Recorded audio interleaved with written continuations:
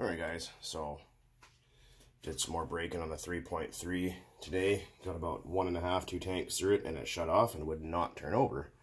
Usually when that happens is because it got flooded a little bit or the piston got stuck at the top, cooled down when it shut off, and it will pinch it there. Well,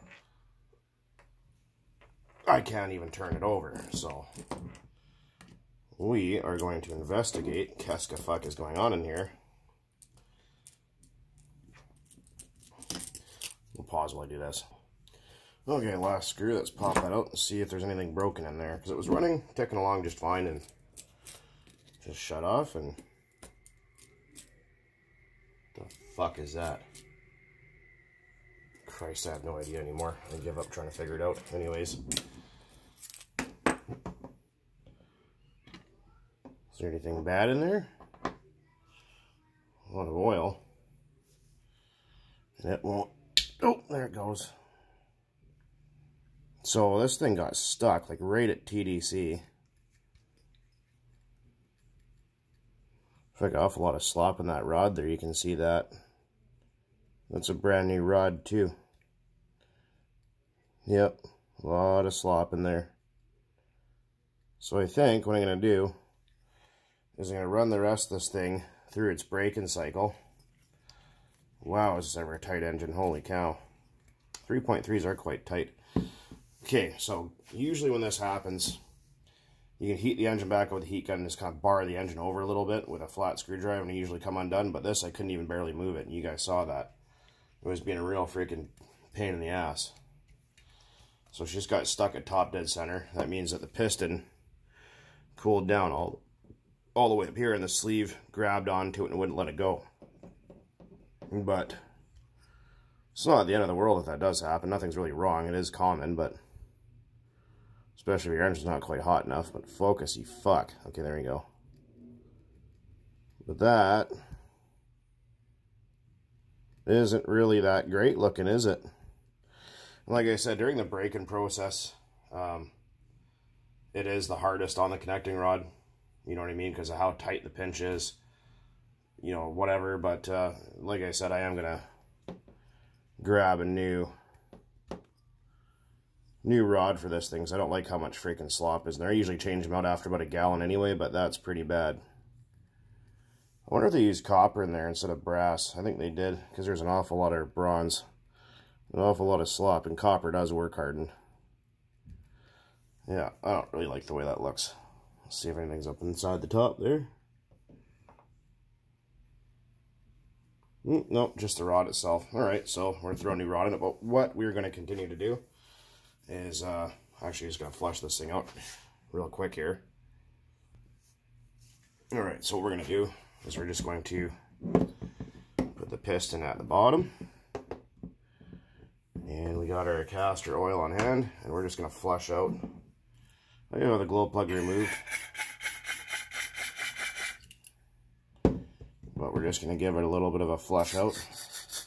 Just using some Lloyd's electrical contact cleaner, just a strong alcohol basically for cleaning out circuit boards and shit like that, which actually does work really good for cleaning out nitro engines. So we're just going to give that a little clean out. Yeah, so if you guys are playing around with these things, like I said, it's cheap. You can use brake parts cleaner too, but I'm going to pause and continue to clean this out. And the nice thing about this stuff being an alcohol is it does absorb the water or moisture if there is any. Okay, so we're just going to give this guy a little bit of a flush and kind of clean it out.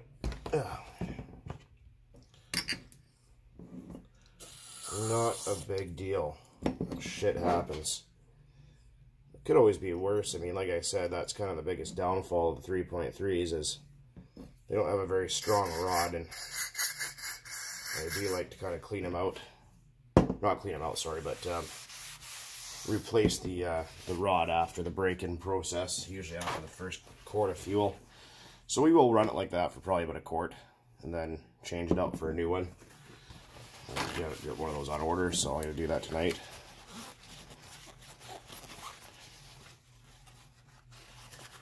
Let that dry out for a bit. You don't need to soak them in oil. A lot of people think you need to fill the damn engine with oil. Oh, just soak it in WD-40. WD-40 is not oil. WD-40 is a solvent. Not a very good one at that.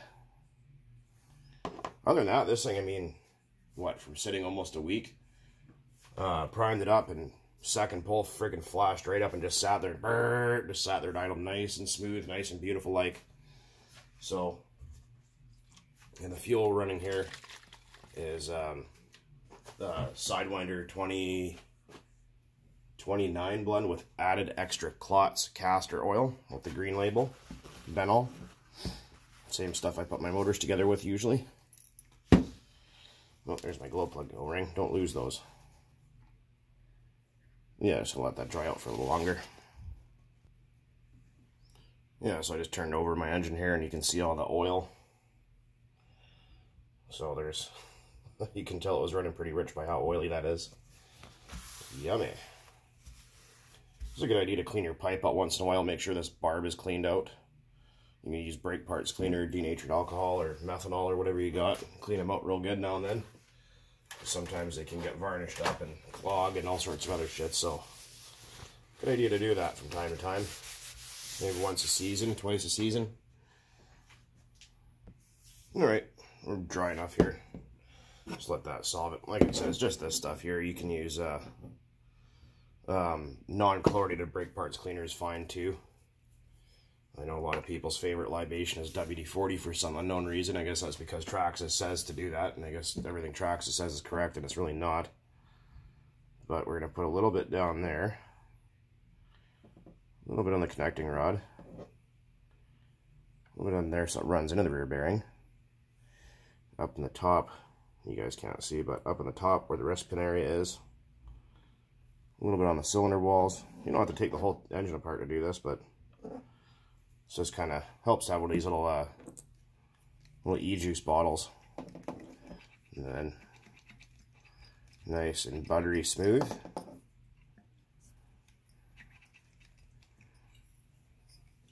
Like I said, over-oiling an engine will make it an absolute pain in the ass to get it started again. But, because a lot of people turn their engine over, they'll feel this click, like that. That's the pinch area. That actually means your piston and cylinder's in good shape.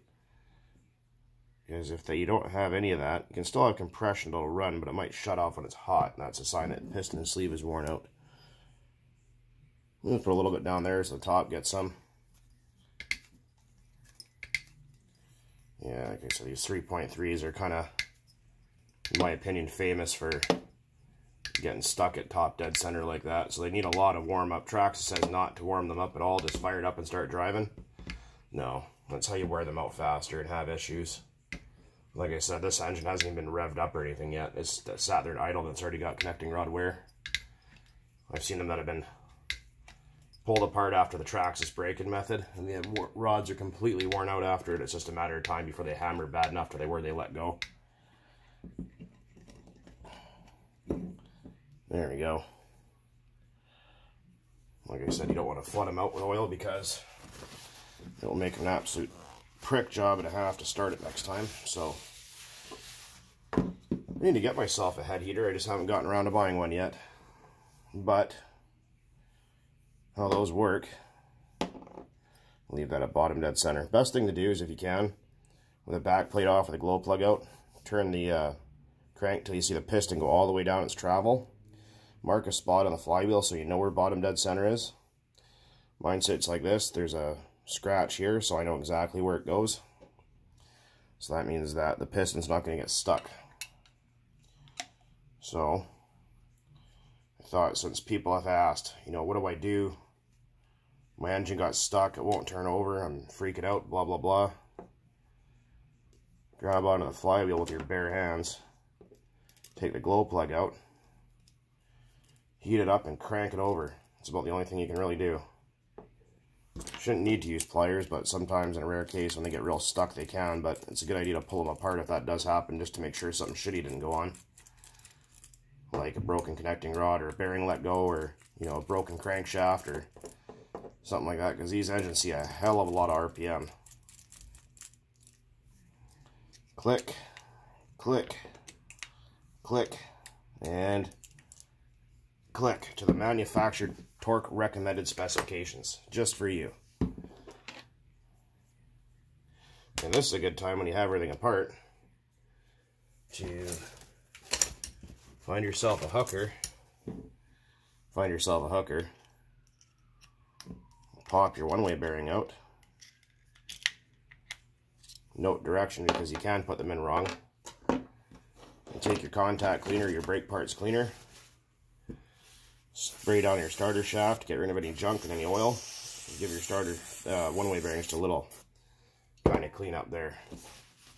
Because if they get a whole bunch of oil in them, they don't want to grab. A lot of people say, oh, you should oil the crap out of it. These bushings always leak, so it'll get its own oil.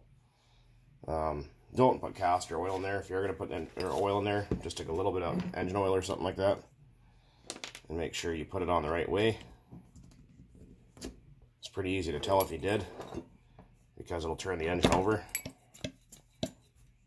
Because if it's not, the cord will come up and it won't retract. So that's how you know you put them together wrong.